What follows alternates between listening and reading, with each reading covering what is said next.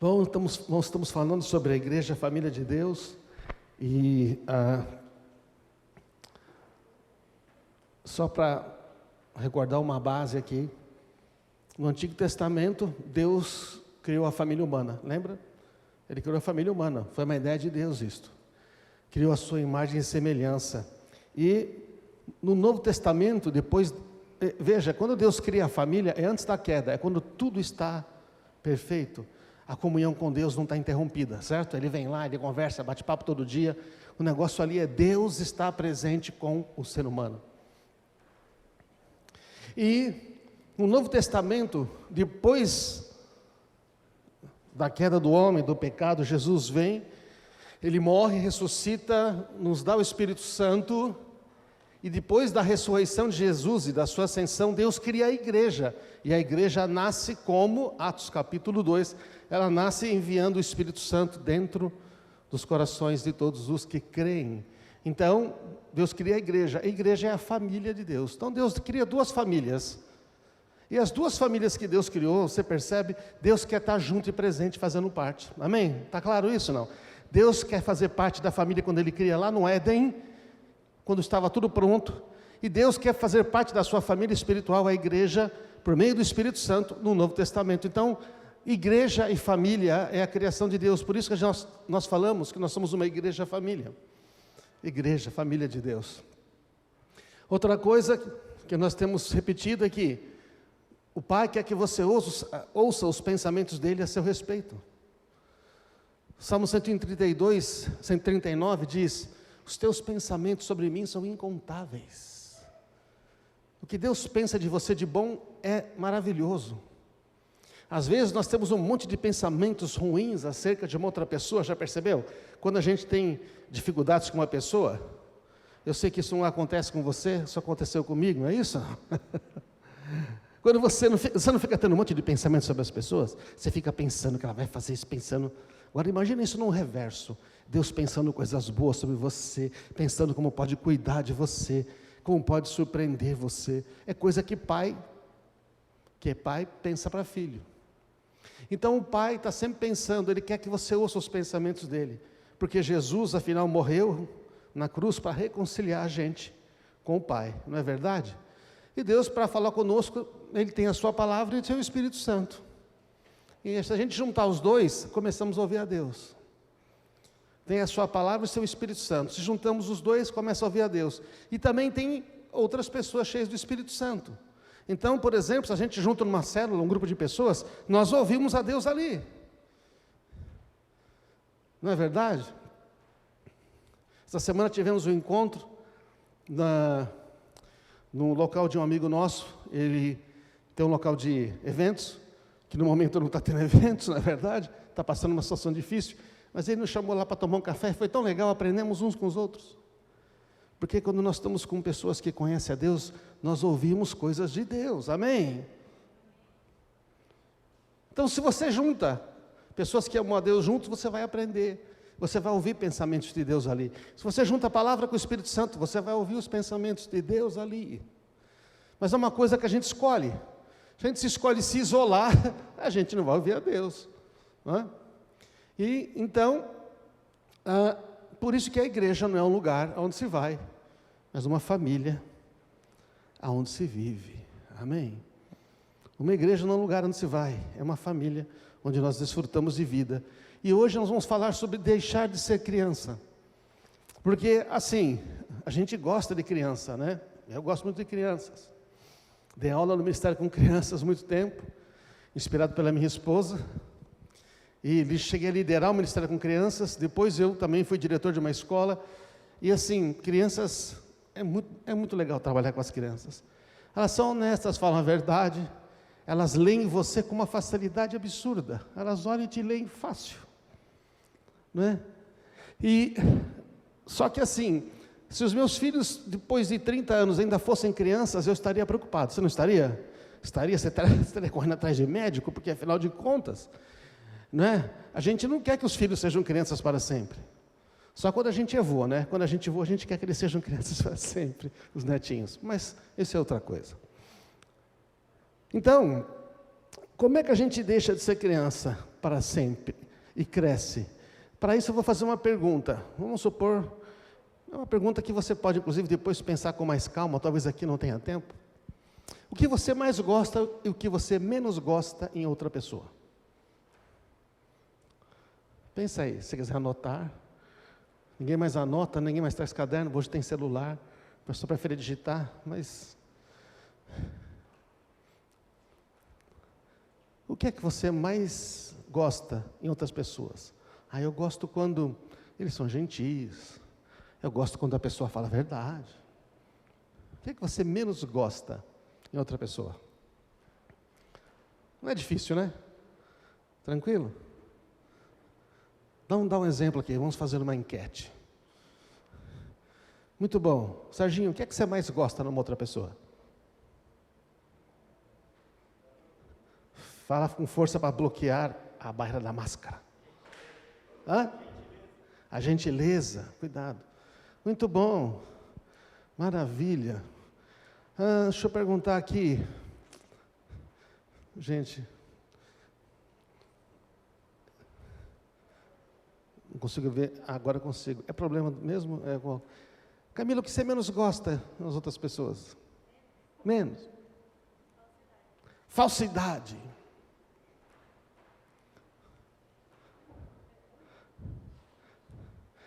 O que eu menos gosto é fácil, pastor. É só descrever o meu marido. Temos um problema, você precisa mudar. Oh, não vou te deixar. Agora, o que é que você mais gosta? O que é que você menos gosta em você mesmo?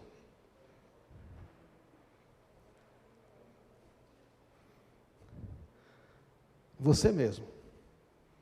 Já fez essa pergunta?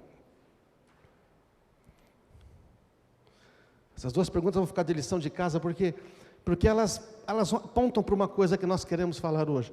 O que é que você menos gosta em você mesmo?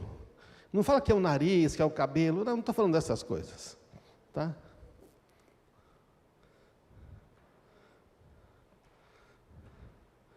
Apesar que também pode ser. Tem pessoas que falam assim, que eu menos gosto é que se eu vou numa churrascaria, meu amigo come um boi e ele sai assim, magrinho, eu só de ler o cardápio ganhei peso. Mas o que é que você menos gosta em você? O que é que você mais gosta em você? Qual das duas perguntas você tem mais dificuldade para responder? A que mais gosta? A que mais gosta eu tenho dificuldade para responder. O que menos gosta, talvez eu tenha uma lista de 30, não de 3.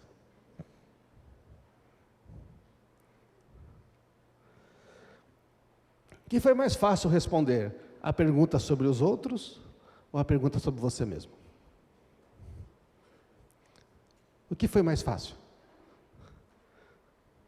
Quantos acharam mais fácil quando a pergunta foi dos outros?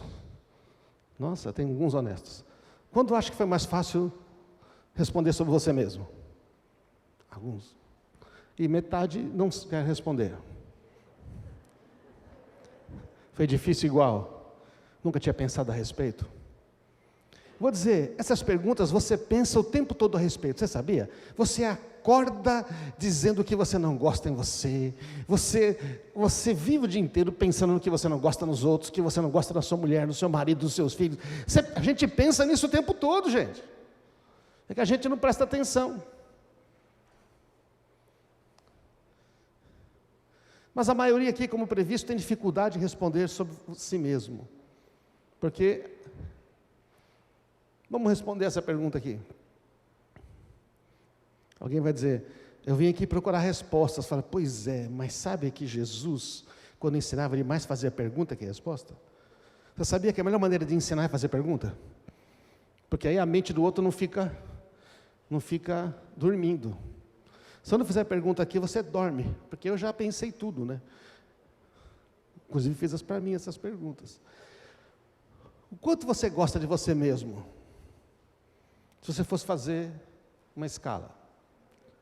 1, nada, não gosto de mim. Não gosto de mim. Gosto pouco. Eu gosto o suficiente. Eu gosto muito de mim mesmo.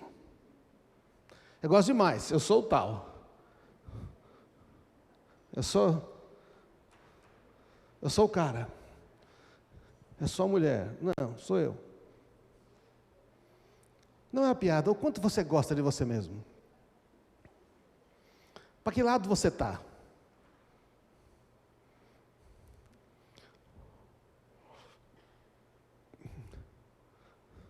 Qual que é a resposta certa? Nós temos esse problema, né? A gente vê um teste, a gente fica louco pela resposta certa. O problema é que essas perguntas não têm uma resposta certa. Elas estão falando sobre você, não é isso não? Sobre a sua opinião, sobre a minha opinião. E elas são diferentes. Porque nós somos pessoas diferentes. Mas essa pergunta, do que a gente mais gosta e menos gosta nos outros, a gente mais gosta e menos gosta em nós mesmos, e do quanto a gente gosta de nós mesmos, a gente se admira, é importante, porque elas referenciam, elas são um ponto de referência para a gente ser maduro e deixar de ser criança. Para a gente ser maduro e deixar de ser criança, nós teríamos que ter uma resposta clara sobre estas coisas. O que as pessoas que mais conhecem você responderiam? Se fosse a sua mulher, ela diria que você fala, eu gosto de mim um pouco. Ela fala, você gosta de você demais. Ou talvez ela diga, eu gosto de mim muito, eu gosto de mim o suficiente. Talvez seu marido diga, não, você não gosta nada de você. Não seria legal fazer essa pergunta em casa? Não fiz com a Marisa ainda. Vou fazer. Sabe, você poderia dizer que os que gostam mais de si mesmos seriam os orgulhosos? Os caras que gostam mais de si mesmos são os orgulhosos. Ou você poderia dizer que os que não gostam nada de si mesmos seriam os humildes? A pessoa humilde, não pensa dela, sempre, né? O orgulhoso, sempre falando dele. Será que seria isso? É uma pergunta que ficou na minha cabeça, mas sabe que meditando, lendo a Bíblia, na verdade os dois são orgulhosos, sabia? Quem está no extremo que não gosta nada de si mesmo é orgulhoso, tanto quanto aquele que acha que é o máximo.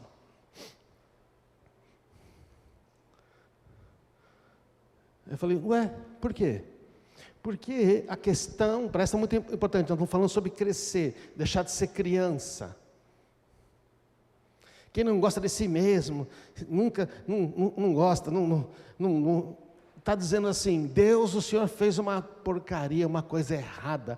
É como se Deus, Ele é o autor, gente, Ele é um mestre.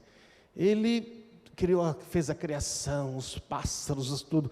E no final, quando Ele foi fazer a obra-prima dEle, Ele fez você a imagem e a semelhança dEle, entende? Se você não gosta nada de si mesmo, você está criticando o autor. Mas se você acha que você é a perfeição, a última bolacha do pacote, aquele que é o the best of the best, você está dizendo, subirei até acima das estrelas, irei semelhante ao Altíssimo. Está descrevendo o diabo. Aquele que só pensa nele mesmo. Os dois extremos são orgulho. Porque nos dois extremos você está dizendo, eu não preciso de Deus, eu não reconheço Deus. Num sentido negativo, não reconheço que Deus me fez a sua imagem e que tem valor em mim. Ou no outro sentido, eu sou o cara, eu me basto, eu não preciso de Deus. Estão entendendo, gente? Os dois lados são versões diferentes de orgulho. Só que um parece humildade. E o outro é o extremo da arrogância. Mas não é. O orgulho no sentido positivo, se você pegar o dicionário nosso, da língua portuguesa, você pode usar orgulho, a palavra, no sentido positivo. É o sentimento de dignidade pessoal, de brio, é coragem, entusiasmo, ânimo, brio, não. Tem orgulho, quer dizer, é o senso de que você tem valor. Nesse sentido você pode usar. É como Paulo diz, não é? Eu não quero, mas vou me orgulhar de mim mesmo. Fiz mais que outros que se dizem apóstolos por aí. Todavia, não eu, mas a graça de Deus em mim. Paulo dá o devido equilíbrio entre a graça de Deus, Mas se não tivesse um homem, a graça de Deus não poderia operar, poderia? A graça pode operar sem ser através de uma pessoa, gente? Não pode, porque a lei veio por meio de Moisés, a graça e a verdade vieram por meio de Jesus Cristo. Foi necessário um homem vir para demonstrar graça e verdade. Então Deus manifesta a sua graça através dos homens, através de pessoas. Quantos estão aqui hoje ouvindo, são cristãos e tem que agradecer pessoas por isso? Deixa eu ver, levanta bem alto. Eu tenho que agradecer pessoas. Ou você veio aqui porque não, eu mesmo me autoconverti, eu sou tal. O sentido negativo de orgulho é o conceito elevado, exagerado de si próprio. É o amor próprio demasiado, é a soberba, é a arrogância, é a presunção, a altivez. Tem a ver com o quê? É o seguinte, eu estou usando o microfone porque eu sou melhor que vocês, entendeu como é que é? É isso aqui, isso é altivez. Mas eu só posso usar o microfone porque o Senhor falou que eu tenho que ser servo e ensinar aqueles a que Ele ama. Tudo que eu aprendi, até quanto eu sei, eu ensino. Amém, irmãos? Então eu não posso me omitir, mas também não posso me orgulhar. Então, conforme você vai criando maturidade, você vai percebendo que, na verdade, você não é tudo isso, mas também não é que você não é nada. Estão captando, irmãos, ou não? A humildade, o sentido positivo, é a virtude que nos dá a percepção da nossa fragilidade, da nossa fraqueza. A humildade nos lembra que, assim, nós não somos tudo isso, não. Eu posso ser forte em umas coisas, mas eu sou fraco em outras. E você, meu irmão, é fraco, é forte onde eu sou fraco, e assim vai. Todos nós temos debilidades. Então, o dicionário diz que a humildade é respeito, é reverência, é submissão. É submissão. Considere cada um superior a si mesmo. Isto é reverência, consideração pela pessoa. Não se trata de se você sabe mais do que ela num assunto, não se trata primeiramente de se você é mais velho. Porque tem pessoa que acha mais velho que ela só tem que ser respeitada e honrada, ela não tem que respeitar ninguém. Você vê esse orgulho. E tem gente mais nova que vai, aprende as coisas e acha que sabe mais do que os mais velhos. Isso também é orgulho. O sentido negativo de humildade, que também às vezes nós usamos, a gente usa essa palavra humildade no português, para não dizer que é pobre nem miséria. A gente usa, é uma pessoa humilde, quer dizer pobre, pobreza, humildade. Ou então é uma pessoa que não tem capacidade para viver dignamente. Estando claro, se nós entendemos o que é orgulho e humildade, a gente começa a perceber que a questão é esta aqui, ó, que diz a palavra de Deus. Romanos 12:3. Com base na graça que eu recebi. Diga, com base na graça que eu recebi. Olha só. Porque Paulo questiona o pessoal, o que é que você tem que não foi dado para você? Quem é você para se orgulhar? Você está se orgulhando daquilo que te foi dado. Paulo tem que dizer, você pode se orgulhar de que te foi dado, mas não que você mereceu. Você está entendendo? Deus te dá uma coisa, você pode, no bom sentido, se orgulhar e dizer, olha, Deus me deu, tá? Mas não você pode se orgulhar no sentido, olha, Deus me deu porque afinal de contas eu merecia.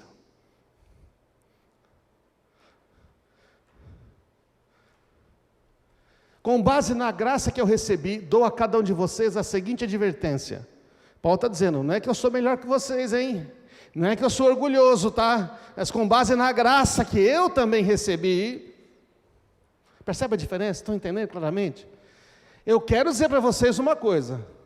Fazer uma advertência, que nem a Gabi falou. Fazer você uma admoestação, não é? Chamar sua atenção para uma coisa, não é? Uma repreensão. Não se considerem melhores do que realmente são. Antes sejam honestos em sua autoavaliação, medindo-se de acordo com a fé que Deus nos deu. A gente pode medir de acordo com a fé, mas a fé tem a ver com o nosso relacionamento com Deus, amém? Então, quem tem mais maturidade na fé pode ensinar os que têm menos. Entretanto, não vamos fazer disso um orgulho, porque você recebeu, você não ganhou por merecer. Porque quando você pensa que você merece, é soberba, e a soberba precede a ruína, ou em outras palavras, assim que você acha que você é bom numa coisa, você quebra. Assim que você acha que é o número 1 do mundo, você perde. Porque a hora que você se acha orgulhoso e fala, eu sou o número 1, acende um alvo nas suas costas e quem atira a flecha é Deus, sabe? Pá! Onde que está isso, pastor? Deus abate os orgulhosos. Deus resiste aos soberbos, mas aos humildes concede a sua graça. Então, na hora que você se acha bom, que você se ergueu, acende uma lâmpada atrás e o próprio Deus vai garantir que você caia, porque Ele te ama. Quando você não gosta de si mesmo, você causa dores nas pessoas que o amam e não consegue ter relacionamentos saudáveis. Já parou para pensar nisso? Pessoas que não gostam de si mesmas, elas se isolam, não permitem que outros ajudem, adotam comportamento destrutivo. Alguns vão para álcool, outros para drogas, excesso de TV, excesso de filme, internet, game, pornografia, jogo, e assim vai. Ou então, não é uma coisa tão grosseira, mas começa a procrastinar, sabe o que é isso? Deixa para depois, deixa para depois, deixa para depois, deixa para depois. Comportamento destrutivo, não cuida da saúde. Não, minha família está tudo bem, eu estou bem. Sabe? Nossa, que humilde. Mas essa família ama você. E se você não cuidar da sua saúde, você está pecando contra a sua família. Porque eles te amam. Trabalhar demais. Trabalhar demais. Eu vou trabalhar para deixar uma coisa melhor para vocês. Aí o seu filho fala, a coisa melhor para nós é você, pai. A gente não tem você só tem o seu trabalho, o seu dinheiro, os seus presentes. É legal que Deus quer ser o nosso Pai, mas sabe o que mais Ele quer nos dar? A presença dEle conosco. Não abre o coração com ninguém, deixa as suas necessidades por último. É aquele lá que não pensa, que não gosta de si mesmo, ele fica por último, Fica por último. Sempre se coloca em segundo plano, deixa que outras pessoas escolham tudo para ele, reclama que ninguém dá atenção, mas também não ouve a atenção quando dão. Fica sempre isolado, tenta resolver tudo sozinho. Esse que não gosta de si mesmo, faz tudo pensando nos outros, mas acaba prejudicando a si mesmo. O que essa pessoa não percebe é que tem gente que ama ela. E quando ela prejudica ela mesma, ela está prejudicando os outros. Eu lembro que meu pai, que já faleceu, pensou assim durante a maior parte da vida dele. Vocês estando bem, tudo bem, né? Se eu morrer, tudo bem. Um dia eu falei para ele, pai, você crê que a gente ama você? Eu creio. Ele falou, não, pai, você não crê. Porque se você acreditasse, pai, que a gente ama você, você estaria cuidando da sua saúde ou deixando a gente cuidar. Quem você é mais importante do que você faz, pai. Falei para meu pai, que era bem mais velho que eu.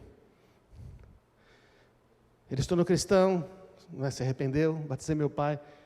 Mas por conta dele não cuidar da saúde, por conta dele deixar tudo para lá, ele partiu muito antes do que deveria. E se bobear, eu vou começar a agir que nem ele. Porque às vezes a gente critica os da família, mas tende a agir igual, não é verdade? Temos que tomar cuidado. Quando você gosta demais de si mesmo, você causa dores nas pessoas que te amam. E não consegue ter relacionamentos saudáveis. É interessante, é a mesma coisa. Quando você gosta demais de você mesmo, é quando você está falando sempre de você, é o narcisista, é o egoísta, é o ególatra. Mas de verdade tem ele, depois vem o outro. É fácil perceber na maneira como gasta o dinheiro.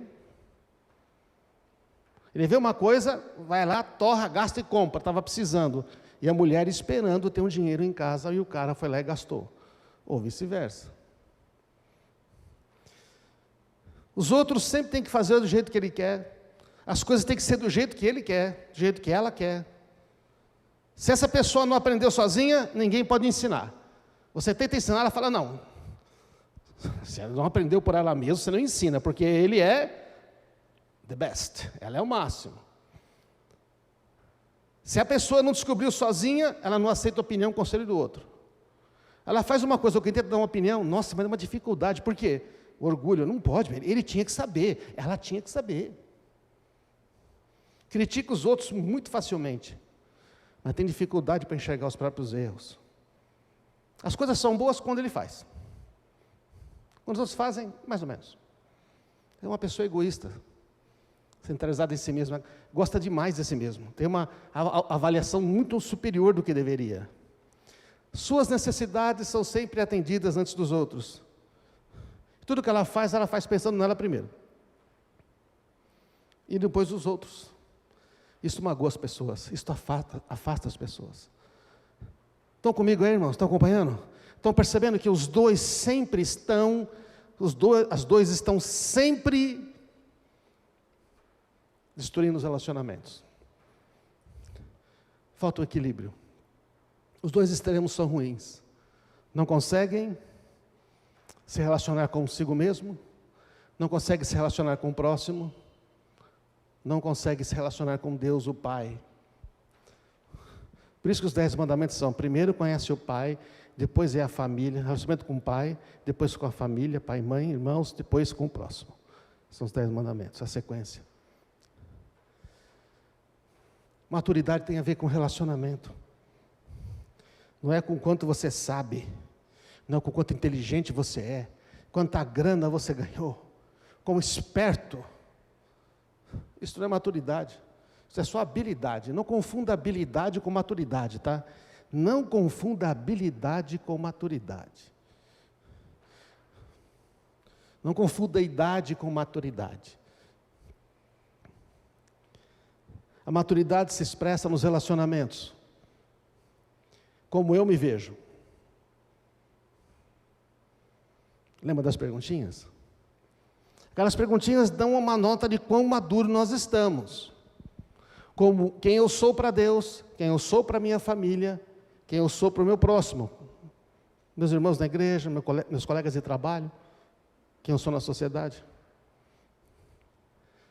E a maturidade também se expressa em como eu vejo os outros, como eu me vejo e como eu vejo os outros, como no espelho.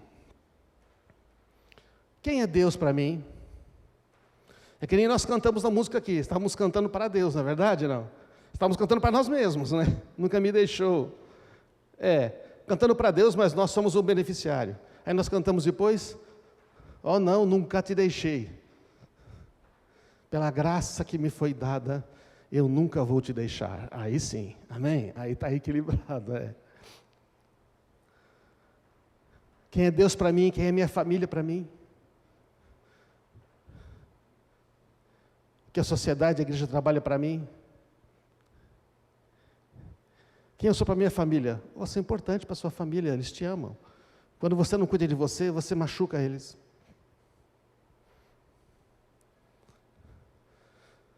A sua família é tudo para você. Deviam ser a sua prioridade. Quando você esquece deles, você machuca eles.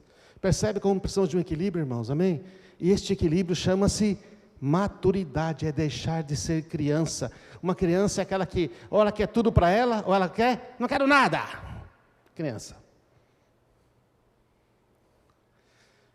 Ter uma visão correta de Deus e de nós mesmos afeta positivamente todos os nossos relacionamentos. Como é que a gente tem essa visão correta? É um desafio. A visão correta sobre Deus, sobre si mesmo e sobre os outros. É o que nós chamamos de maturidade. Vou mostrar para vocês 3 exemplos de imaturidade que a Bíblia relata. E aí você vai ver que ela está falando da gente.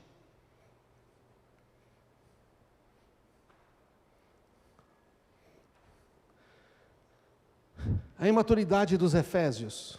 Na carta aos Efésios, Paulo expressa uma preocupação com a imaturidade deles. Ele diz, então, ele fala, Deus deu apóstolos, profetas, evangelistas, pastores e mestres para o aperfeiçoamento dos santos, para que vocês cresçam. Para que tem que ter isso na igreja?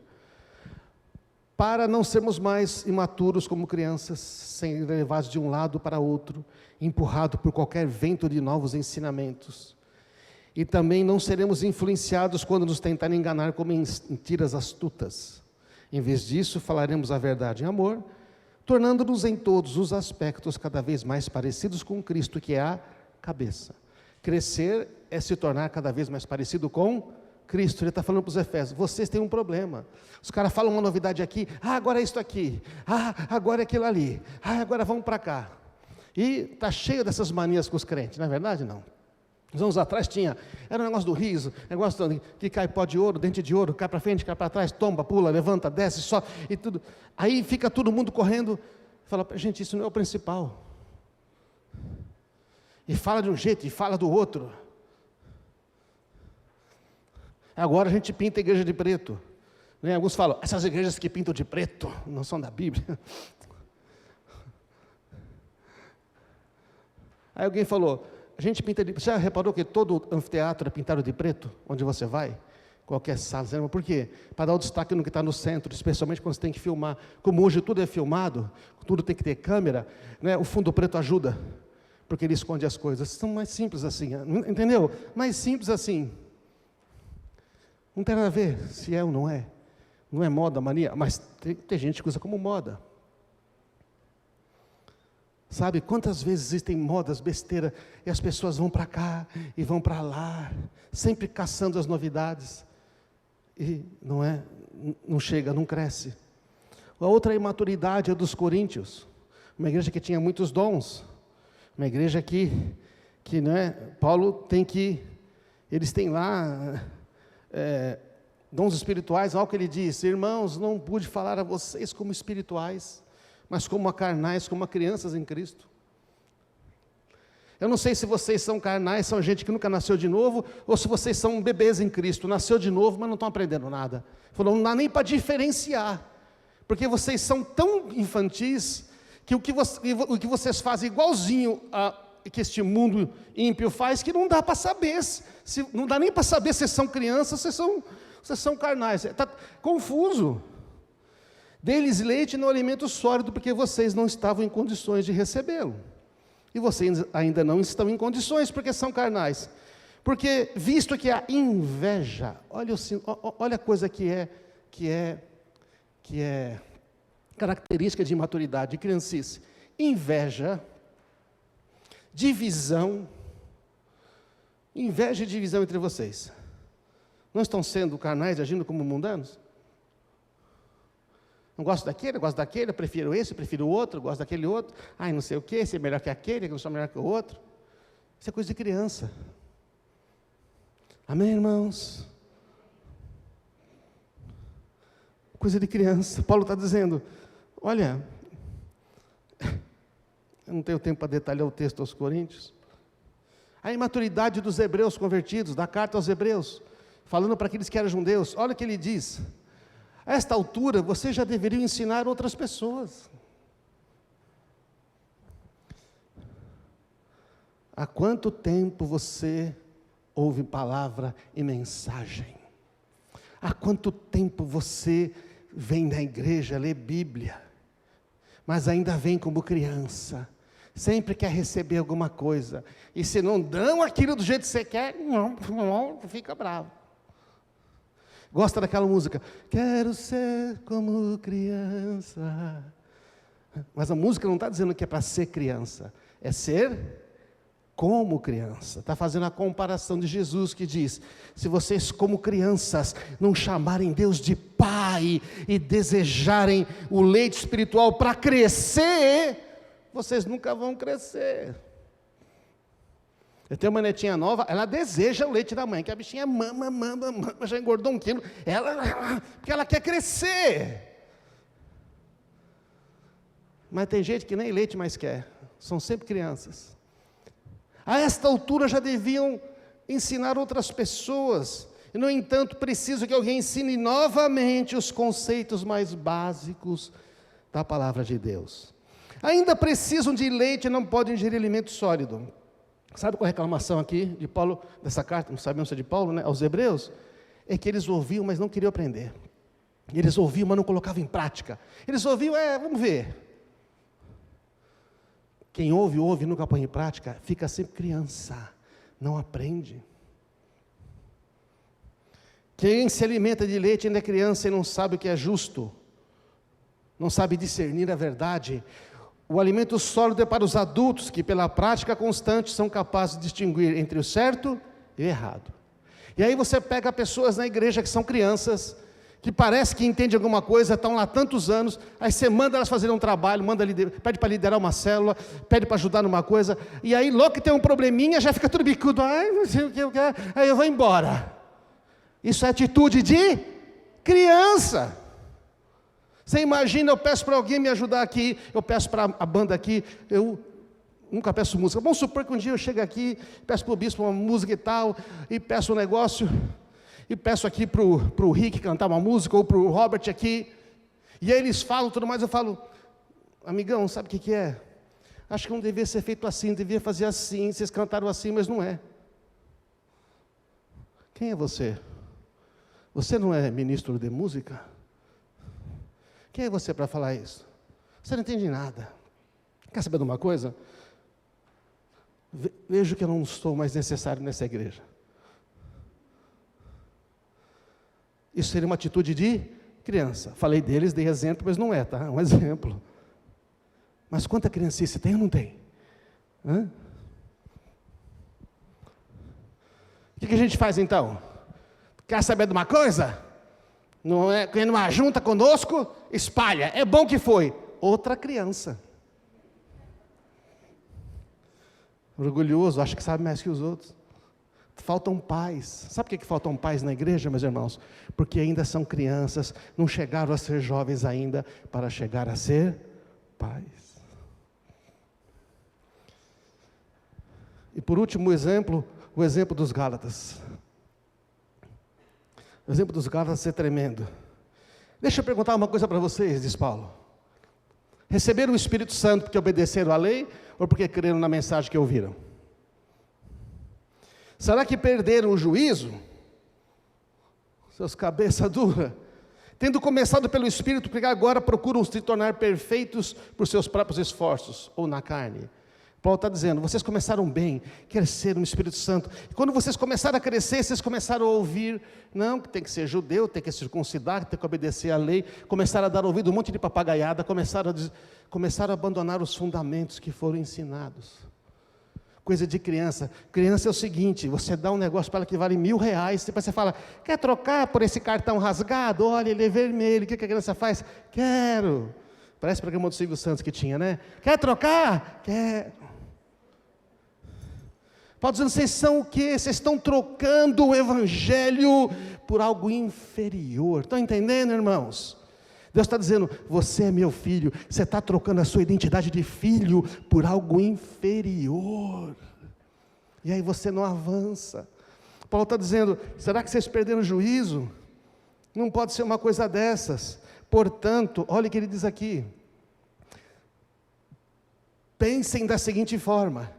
Enquanto não atinge a idade adequada, o herdeiro é menino, ele não está numa posição diferente de um escravo, mesmo que seja dono de tudo.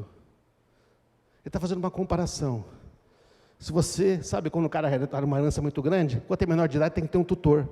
Ele só pode usar a herança depois que ele for maior de idade. Então ele está fazendo uma comparação, está dizendo, não é, que ele deve obedecer aos tutores e administradores até a idade adulta, por seu pai. O mesmo aconteceu conosco, éramos como crianças, éramos escravos dos princípios básicos deste mundo, mas aí ele diz, mas quando chegou o tempo certo, e esse tempo já chegou, quando chegou o tempo certo, Deus enviou o seu Filho, nascido de uma mulher, nascido sob a lei, para resgatar a nós, que estávamos sob a lei, a fim de nos adotar como seus filhos, a fim do quê? de nos adotar como seus filhos. Paulo está dizendo: ei, já chegou o tempo, Cristo já veio, já morreu, Ele já ressuscitou, porque o que Deus sempre quis toda a vida, desde o princípio, é ter você como filho, amém? E porque nós somos seus filhos, dá para ler junto? E porque nós somos seus filhos, Deus enviou ao nosso coração o Espírito do seu Filho, e por meio dele nós clamamos: Abba, Pai. Nós chamamos Deus de Pai, porque agora nós temos o Espírito do Filho, e agora você já não é escravo, mas filho de Deus, e uma vez que é filho, Deus o tornou herdeiro dele. Diga: eu não sou mais escravo, eu sou filho, e porque eu sou filho, eu sou herdeiro do meu Pai. Amém, irmãos? Paulo está dizendo: acorda, vocês estão pensando de errado, como criança, vocês têm um pai, vocês estão aceitando menos. Quando a gente não sabe quem nós somos e quem é o nosso pai, nós temos problemas de relacionamento. Conquistamos nossa posição de dignidade e honra por filiação e não por mérito. Pode subir a banda aqui, por favor? Você entende que você conquistou a posição que você tem hoje? Não foi por sua capacidade, mas porque você é filho. E todo pai quer que seu filho cresça. Com o passar do tempo, eu reclamava com Deus: por que está acontecendo as coisas na minha vida? Por que está tão difícil? Sabe o que Ele me dizia? Estou respondendo às suas orações. Você me pediu por mais, eu estou respondendo às suas orações. Estou preparando você para mais. Amém? Deixa eu dizer uma coisa: você sai dando chave de carro para filho de 13 anos, 12 anos, 15 anos? Você sai? Hã? Não. E depois que ele tira a carta, aos 18, você dá a chave de qualquer jeito assim? Não. Mas uma hora você vai ter que dar. Se você nunca der, aí você não é pai, você não confia nele. Mas a única razão para você não dar uma chave antes, por que é? É porque ele não está preparado, não tem a maturidade. Há um caminho a percorrer. Sabe, irmãos, tá bom, entendi. Como é que eu amadureço espiritualmente? Você viu quantas coisas a Bíblia fala sobre os pontos de maturidade que impede o relacionamento?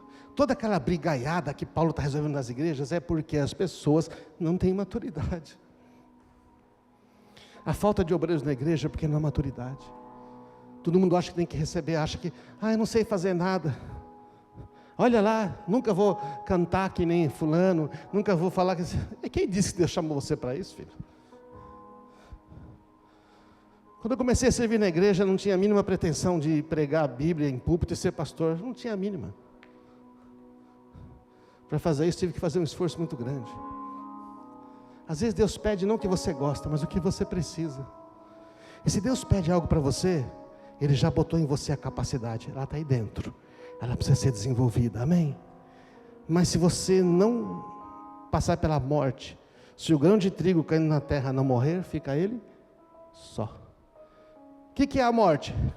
Quando você tenta fazer e dá errado, quando tenta fazer e te criticam, quando você tenta fazer e digam, você não presta para esse negócio, quando você tenta fazer e fracassa uma ou duas vezes, amém, irmãos?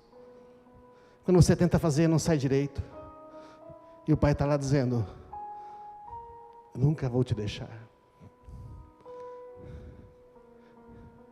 O filho dá 3 passos e cai, o que o pai faz? Aê, deu 3 passos, não é verdade? Mas ele machucou, cortou a testa, o pai está fazendo festa, porque o filho deu 3 passos, deu para entender como o pai trata você? Mas como você se vê naquela escala? Nós temos que nos ver como o pai nos vê. O pai faz festa. Então, quero dar a dica, não vou dar 500 passos, tá? Eu vou falar uma coisa só. Para ser maduro, a primeira coisa é o relacionamento com o pai. Se você pular isso, você pode conhecer a Bíblia de para trás, para diante, você pode memorizar versículo, ser o melhor pregador, ter a melhor oratória, não serve. A revelação de Deus vem por relacionamento, não por estudo. Se você quer revelação de Deus, tem que falar com Deus. O primeiro passo é aprender a ser e viver como filho de Deus. Aprender a ser. Vamos ficar de pé.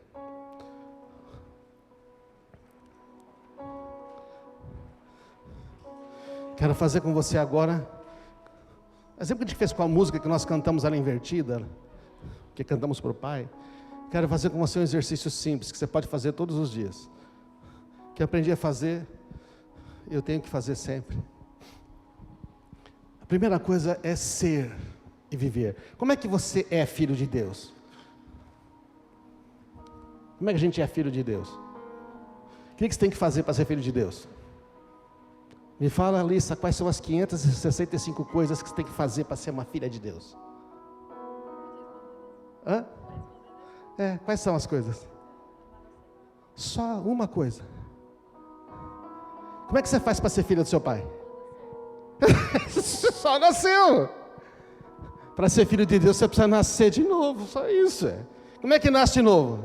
Você crê em Jesus Cristo, o Senhor, e fala: eu não quero mais viver como vivi antes, agora eu sou teu filho. Você nasce no reino de Deus. Ela é filha do, só pode ser filha do Edson, o cara nasceu.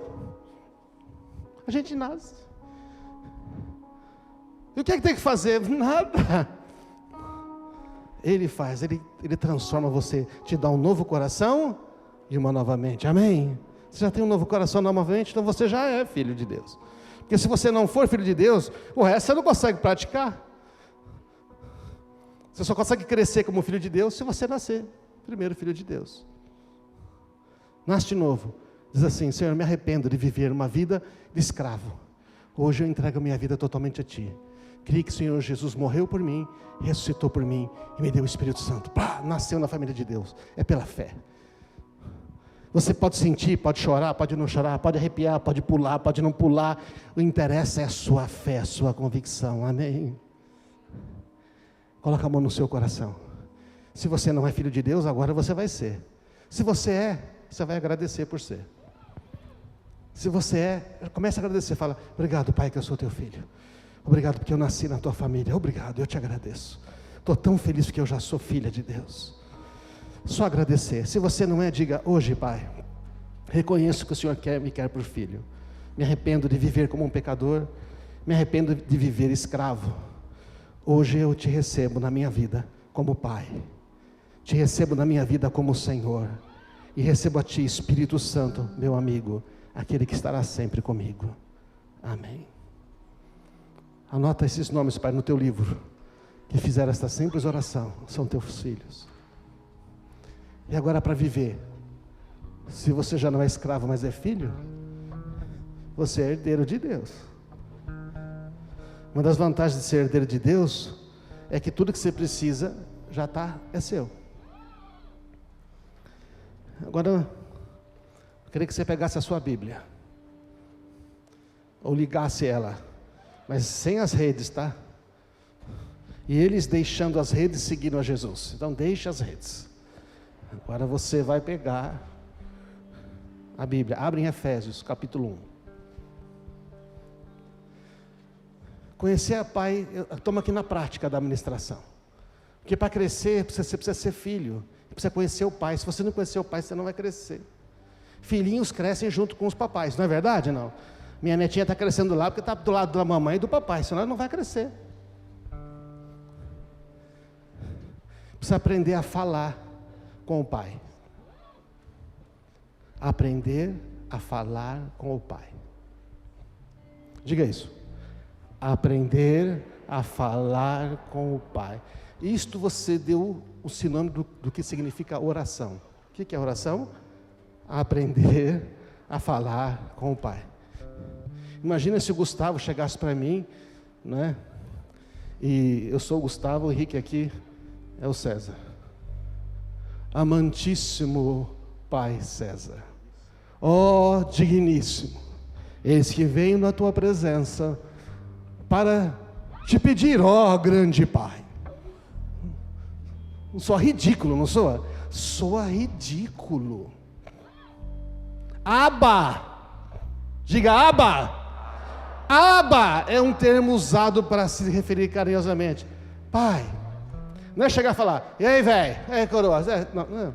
Pai, papai. Chamar a Deus de Pai é oração. Os discípulos pediram para Jesus ensinar eles como orar, porque eles descobriram, ele falou, ele ora, é oração. Ele ora primeiro, toda manhã ele está orando, ele está sempre orando, e ele faz uns negócios incríveis. É por causa da oração. E quando pediram para Jesus ensinar a orar, o que ele ensinou? A oração do Pai. Nosso Pai. Jesus ensinou, você tem que chamar Deus de Pai. Você chega e agradece, Pai, obrigado. Você salvou a minha mais uma vez, Pai. Muito obrigado. Obrigado por me perdoar, Pai. Obrigado por me entender como ninguém entende.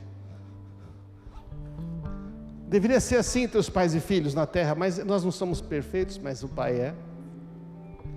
E aí, a Bíblia fala, faz pedido de acordo com a vontade do Pai. Porque a Bíblia diz, se você pedir de acordo com a vontade do Pai, Ele vai te dar. Mas como é que você sabe que o Pai quer? Bíblia. Fácil. E a outra coisa é, não pedir para o Pai o que Ele já te deu, ué. Chega na casa do meu pai, Pai, por favor, eu quero água, dá uma água. Pai, eu imploro, me ajoelho, Pai, eu quero água, Pai, preciso de água. Ele fala, meu, você está doido, filho? Só pegar, está ali água, pega ali. Tem gelada, tem fria. Está dando para entender, irmãos? A outra coisa, em vez de pedir o que Deus já te deu, é fazer declarações de fé, ao invés de pedir o que o Pai já deu para você. Está aí com Efésios 1 aberto? Vamos fazer um exemplo aqui. Eu, Paulo, apóstolo de Cristo Jesus, pela vontade de Deus, escrevo esta carta. Olha como Paulo já diz, eu sou apóstolo, eu sou servo do santo pela vontade dele. E Paulo já está dizendo quem ele é. Você percebe o equilíbrio de Paulo aqui? Eu sei quem eu sou. O que eu faço é importante, mas é meu Pai que mandou. Que Deus nosso Pai e o Senhor Jesus lhes dê graça e paz. Versículo 3, todo louvor seja a Deus, o Pai de nosso Senhor Jesus, que nos abençoou em Cristo, com todas as bênçãos espirituais nos domínios celestiais. Quantas bênçãos Ele te deu nos domínios celestiais? Todas. Pai, eu estou aqui hoje porque o Senhor disse que todas as bênçãos espirituais nos domínios celestiais são minhas. Pai, sabe que eu não conheço muita delas? Eu queria saber quais são essas bênçãos, Pai. O que eu posso pedir dos domínios celestiais que eu não sei? Aí o Pai responde, continua lendo. Lá em Efésios 6 vai estar, você tem a armadura de Deus, você tem o poder de pisar serpentes e escorpiões e toda a força do inimigo, você tem o escudo da fé, você tem a espada do Espírito, você pode andar sempre de cabeça erguida, eu estou sempre do seu lado, amém? Oh, mas se ele ler até 6, ele vai descobrir. Aí quando chega você fala, Pai, obrigado, Pai, porque eu tenho o escudo da fé, eu tenho a espada do Espírito, eu tenho o cinturão da verdade, eu tenho a couraça da justiça, eu tenho o capacete da salvação, eu tenho a Tua palavra, e eu tenho oração, e eu posso orar em línguas ainda. Quando eu oro em línguas, os demônios não ouvem, só o Senhor, e nós vencemos em batalha as coisas mais difíceis, amém? Armas espirituais.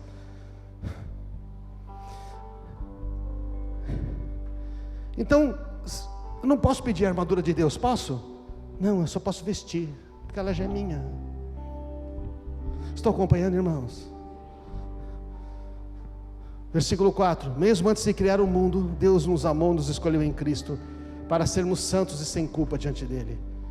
Pai, eu estou aqui diante de Ti hoje, porque o Senhor pensou em mim antes de fazer este mundo, e o Senhor me escolheu, Obrigado, Pai, que o Senhor me escolheu. Eu não sou um acaso, para ser santos e sem culpa. Santo eu sei que é separado, Pai. O Senhor me separou para Ti, sem culpa. Meu Deus, eu não tinha percebido. Eu não tenho mais que carregar culpa nenhuma, porque todas as minhas culpas foram levadas na cruz. Então, em vez de pedir para Deus tirar a sua culpa, Jesus, tira essa culpa de mim, tira essa culpa de mim, que você fala: obrigado, Pai, porque todas as minhas culpas já foram levadas. Eu não sabia, mas hoje eu sei. Eu não tenho que carregar mais culpa nenhuma, porque o Senhor me chamou para ser sem culpa diante de Ti. Isto é possível porque Jesus levou todas as culpas. Amém, irmãos? Olha, já passou mais tempo. Você orou conforme a palavra de Deus. Percebe que é diferente? Você orou fazendo declarações de quem você já é. E o pai ficou muito feliz dizendo: esse meu filho está crescendo. Esse meu filho está crescendo. Esse meu filho vai começar a ensinar os outros. Ele vai começar a encorajar os outros. E eu vou ter uma família com muitos filhos. Amém, irmãos? Quero desafiar você a fazer esse tipo de oração com o Pai. Na semana que vem eu vou mostrar continuidade na outra parte dessa mensagem, que é como é que você continua indo para ser um jovem e vencer o inimigo. Porque a gente primeiro é filhinho, depois a gente é jovem, depois a gente é pai. E é assim que a gente constrói a igreja. Meu tempo acabou aqui.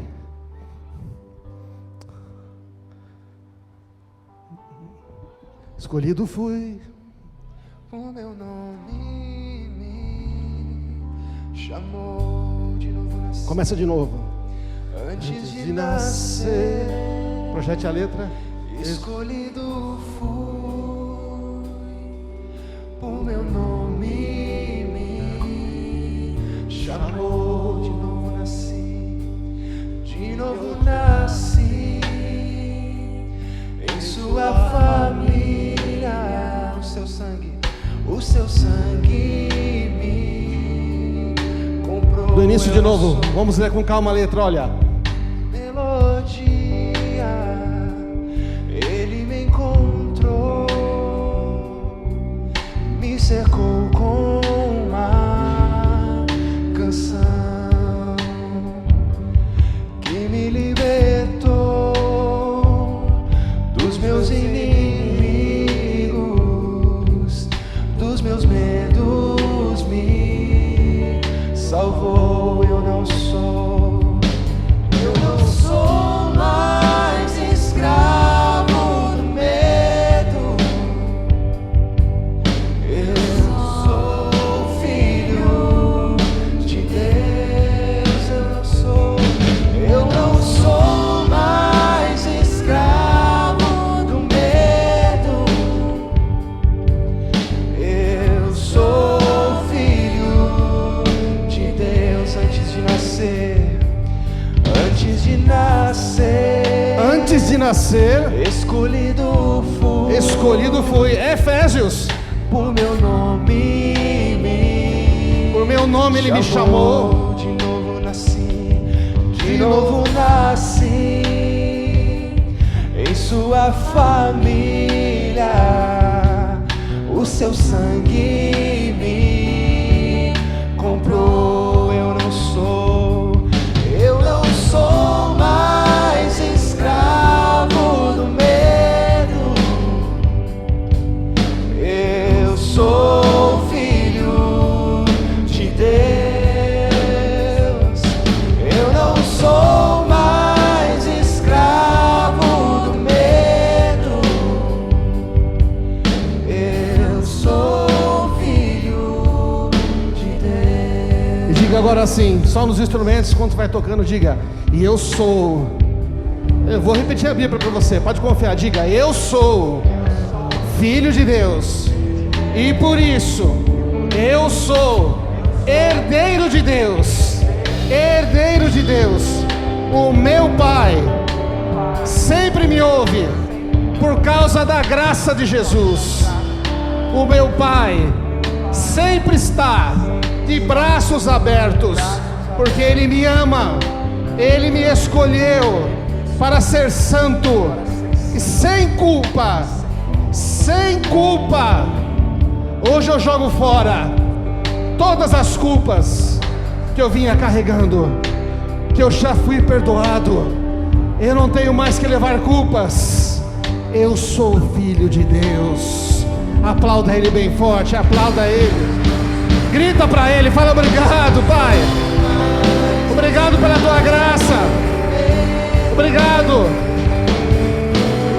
Eu sou filho de Deus. Pai amado, nós oramos por todas as pessoas que não estavam conseguindo crescer, mas hoje, Senhor, a partir de hoje vão começar a crescer, vão se desenvolver, vão receber o leite espiritual do Pai e vão crescer, e vão receber alimento sólido e vão crescer em nome de Jesus. Amém.